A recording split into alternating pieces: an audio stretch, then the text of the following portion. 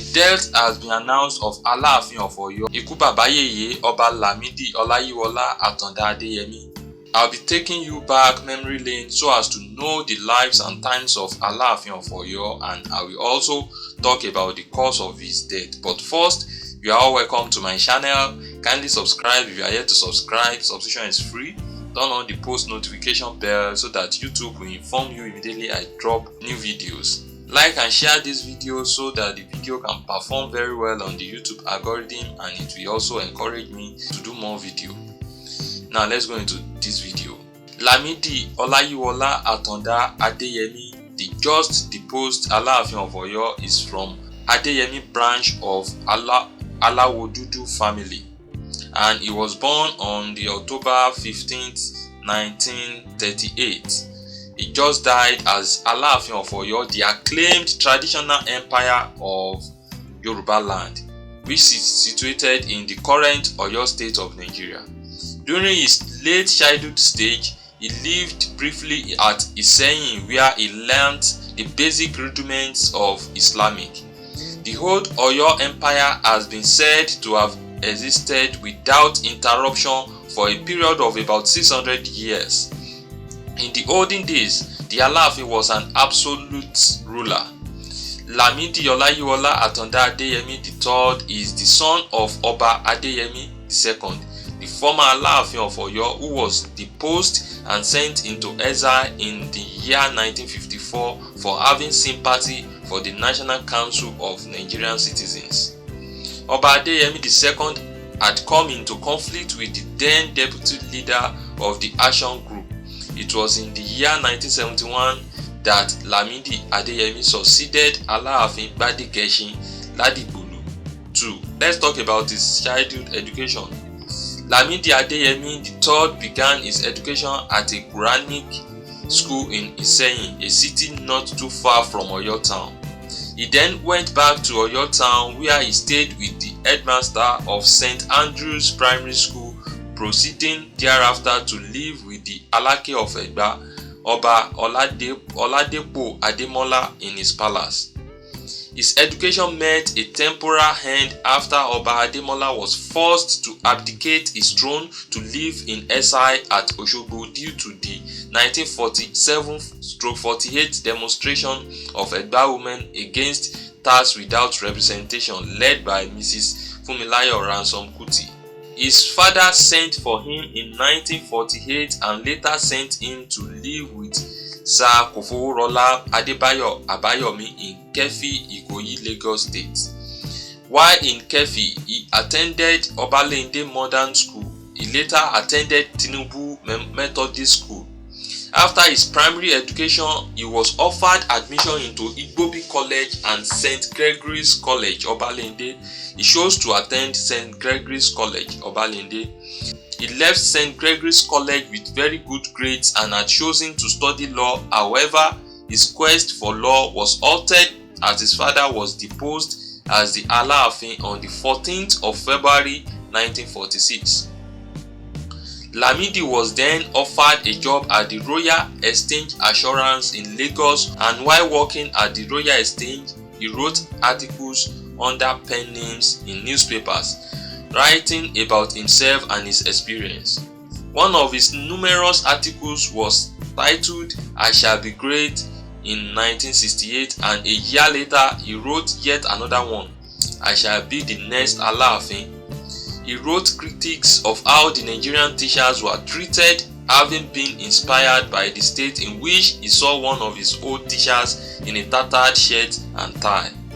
He wrote yet another book which was titled "Women Liberation, a Misnomer in Yoruba Land." Shortly after his stay at the Royal Exchange Assurance, he was promoted to the 14th floor into the specialist area of obligatory facultative insurance and internal memo drafting. He began to earn lots of money, but his father gave strict instruction that he must invest every penny that came his way, therefore venturing into business, buying wrecked cars to repair and resell. Let's now look at the Alaafin's ascension to the throne. Like the saying goes, uneasy lies the head that wears the crown.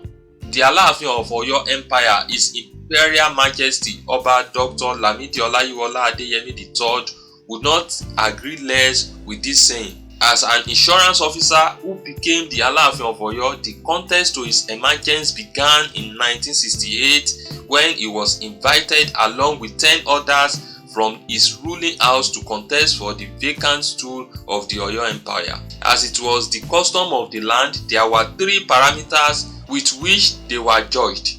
First was eligibility, second was popularity, and third, the stamina for the huge responsibilities of the office of the Alaafin of Oyo.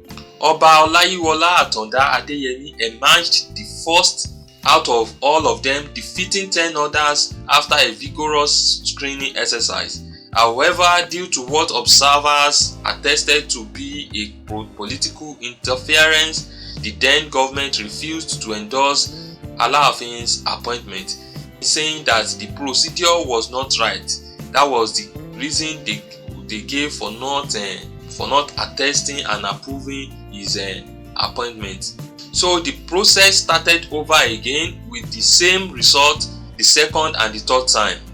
So interestingly, despite the immense pressure upon the Oyomesi against his candidature by the government, the Oyomesi stood its ground. Thus, the process was put in abeyance until after the Civil War, when the whole process started all over again. To the relief of many and chagrin of the opposition, Oba Adeyemi III was elected the winner and was finally chosen by the kingmakers on November 18, 1970, and then moved into the palace after completing the necessary rites under the tutelage of the Oyomesi. In the process, he was inducted into the mysteries of various gods like the Ifa mysteries and the Shango mysteries. He was also made to undergo these inductions in order to be the direct representative of these deities on earth. He was taken through these processes so as to know all the chants, the proverbs, oriki of all the past obas. More so, it was during the various purification and cleansing processes at the hallowed grounds of Yoruba ancient shrine that Oba Adeyemi III made a covenant with the illustrious Yoruba ancestors that he would defend, protect, and add glamour to the Yoruba norms and tradition, vowing to be the icon, the embodiment of Yoruba culture, and he had since then taken his covenant seriously and had delivered the dividends of his covenant. At an impressive ceremony at the Durban Stadium, Oyo Town, Oba Adeyemi III was presented with the staff of office as the Alaafin of Oyo in the presence of thousands of witnesses from all walks of life by the then military governor of the Western States, Colonel Adeyinka Adebayo. Then the Alaafin began the journey laden with a huge responsibility to protect, defend, project the cherished values of Yoruba customs and traditions with the zeal and, if need be, to lay down his life defending those values. Let's talk about his personal life. The Alaafin is married to 13 wives, which include Ayaba Abibat Adeyemi, his senior wife, who he attends most events with her or with one of the 12 junior wives that he is also married to. The Alaafin of Oyo is a lover of boxing, as he was a boxer before ascending the throne of his forefathers. Now let's go and look at Alaafin's contribution to the development of Yoruba land and Nigeria as a whole. In 1975, the head of States General Murtala Ramat Mohammed included the Alaafin in his entourage to the Hajj. He was also honored with the national honor of CFR at the National Theatre Iganmu, Lagos in 1979. In 1980, the federal government appointed Kabiyesi Alaafin Lamidi Adeyemi III as the pioneering chancellor of the newly established University of Sokoto, now Uthman Danfodio University Sokoto, for a first 4-year tenure. At the expiration of that first tenure, the Senate and Council of the university recommended him for another term. The president and visitor to the university graciously approved the request, thus he was appointed for a second term. And at and at the expiration of the second term, in an unprecedented manner, as was appointed for yet another term, the third term, thus giving him a total of 12 years as the Chancellor of the great university. In January 1988, the Alaafin installed Chief MKO Abiola as the Ààrẹ Ọ̀nà Kakanfò in recognition of Abiola's contributions to the social, economic, cultural and political development of Yoruba land and Nigeria at large.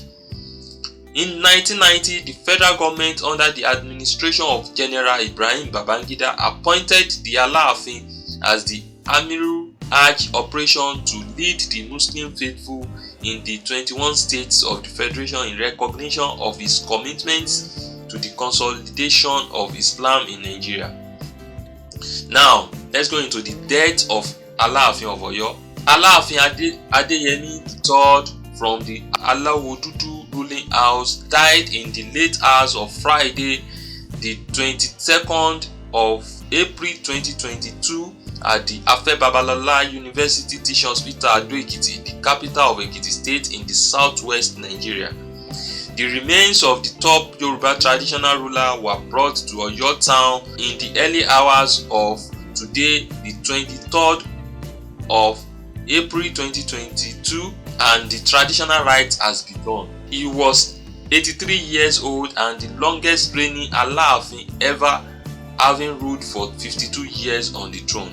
The monarch had been sick and a plan had been made to fly him abroad before he passed on late Friday night. A source familiar with the medical travel plan said his tickets and those of a few wives were already procured. His death came months after the two other senior Oyo State monarchs died. That was the Olubadan of Ibadan, Oba Saliu Adetunji, and the Shoun of Ogbomosho, Oba Jimoh Oyewumi. They died. I say rest in peace to the great monarchs of all times. This is a great loss to the entire Yoruba race. Kindly subscribe to my channel since subscription is free. Also turn on the post notification bell so that YouTube will inform you whenever I upload new videos. Please like and share this video so that it can perform very well on the YouTube algorithm, and it will also encourage me to do more videos. Thank you for watching, as I'm going to see you in my next video.